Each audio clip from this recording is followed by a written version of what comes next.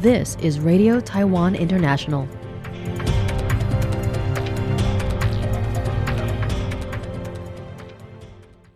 Welcome to the news on Radio Taiwan International. I'm Eloise Phillips, coming to you from Taipei, Taiwan. We begin with a look at today's top stories for Tuesday, January 27th.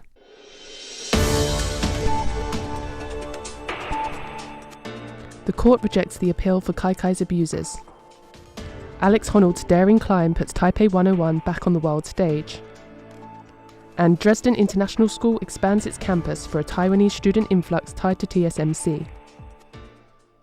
But first, today's top story.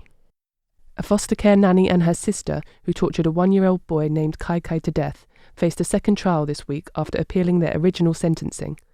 Both were registered nannies at the time of the offence. The Taipei District Court issued a life sentence to Liu Taishen and 18 years to Liu Ruolin in May last year. This Tuesday, the High Court rejected the second trial appeal, upholding the original sentences, although they may still file for appeal. The Child Welfare League Foundation entrusted the sisters with caring for Kaikai in August 2023. Prosecution found the women repeatedly abused, restrained and starved the child until he was found unconscious on December 24, 2024, and declared dead at a local hospital. The ruling said the Liu sisters also bent his body forcefully and covered his eyes with a mask. The Taipei District Court held that the caretakers, quote, derived pleasure from abuse, end quote, and committed the crimes maliciously and harmfully. A panel of professional and citizen judges issued the ruling, which led to the sentence. The prosecution appealed Liu Ruolin's 18-year prison sentence, arguing that it was too lenient. Both sisters appealed their original sentences. Alex Honnold's free climb of Taipei 101, enhanced by Netflix's dramatic naming of key obstacles like the Dragons and the Spiral, has renewed global attention on the iconic skyscraper and its architecture.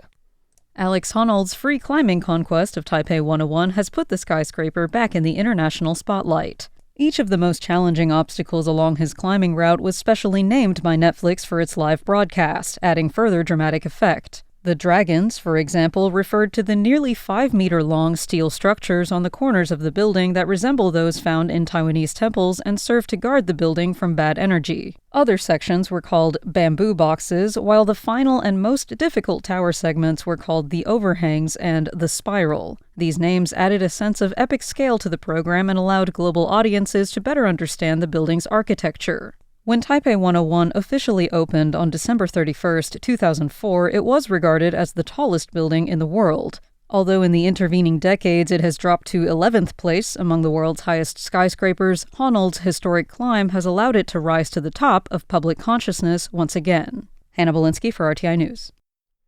Dresden International School, or DIS, is expanding its campus in anticipation of an influx of Taiwanese students tied to TSMC's planned semiconductor plant in the eastern German city. TSMC's Dresden fab is expected to begin operations in 2027, bringing Taiwanese engineers and their families to the region. The school, which teaches preschool through grade 12, anticipates 100 additional Taiwanese students to enroll this year, raising their share to 1/5 of the student body. According to Sächsische Zeitung, a daily German newspaper, the school was founded around 30 years ago, alongside the arrival of Dresden's first wafer fabrication plant. The publication says the upcoming TSMC facility has now become a key driver behind the school's latest expansion. DIS principal James Brightman said the school has long sought to build a multifunctional space to serve its 454 students. He said the TSMC developments have provided an opportunity to enhance the campus facilities. The new building will include an auditorium, music classroom, additional parking spaces and 3 classrooms. They expect the $9 million project funded through the government and private donations to be completed by the end of 2026. The school will also adapt its curriculum for the incoming Taiwanese students, Brightman said, adding that the school began offering classes taught in Mandarin last year for native speakers. He said several colleagues have also visited schools in Taiwan to understand local teaching styles and learning approaches better as they prepare for the changes ahead.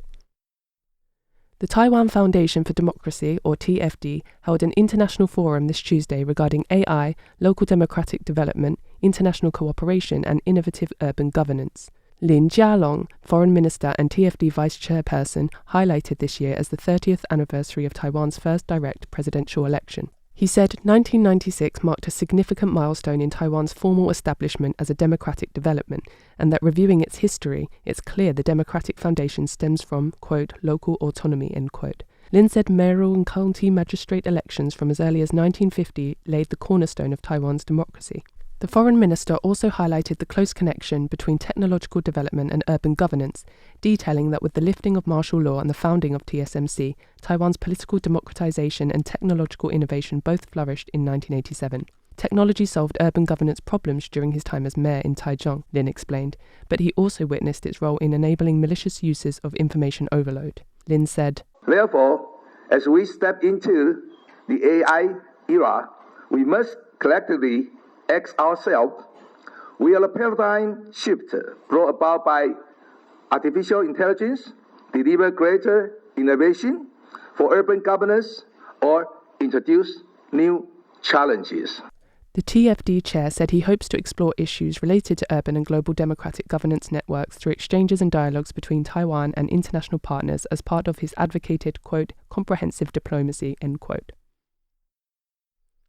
The Foreign Ministry announced that the Taiwan-Japan Fishery Committee will meet from Tuesday to Thursday in Ilan.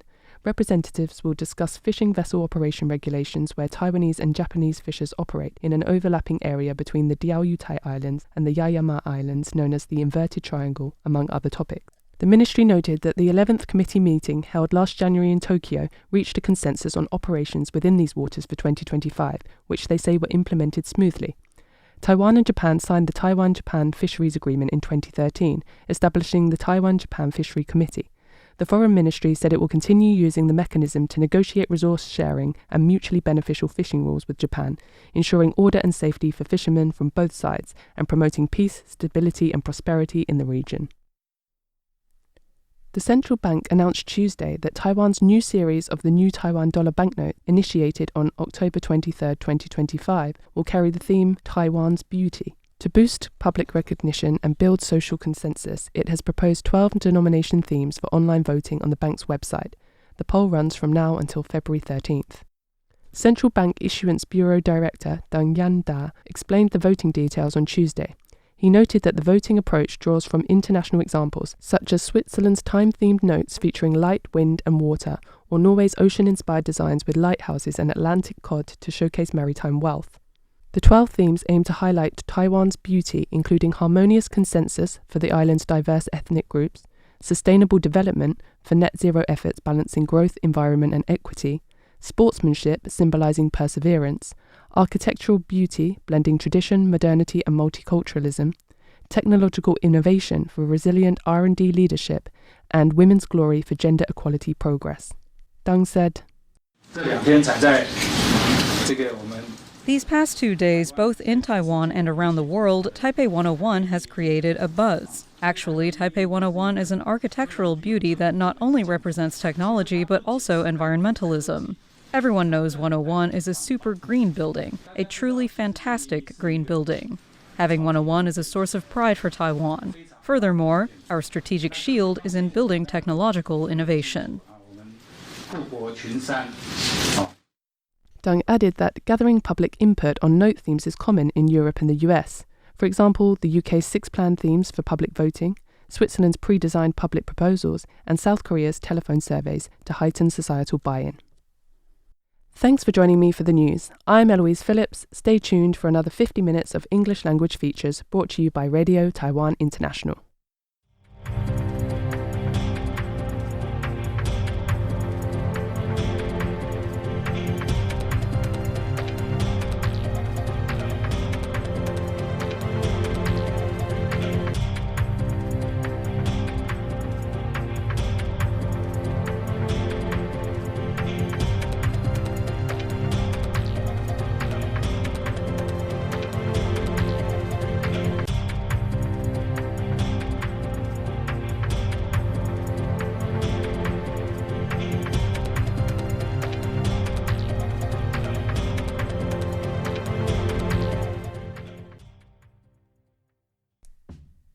Cash for everyone. The government is giving out 10,000 NT dollars.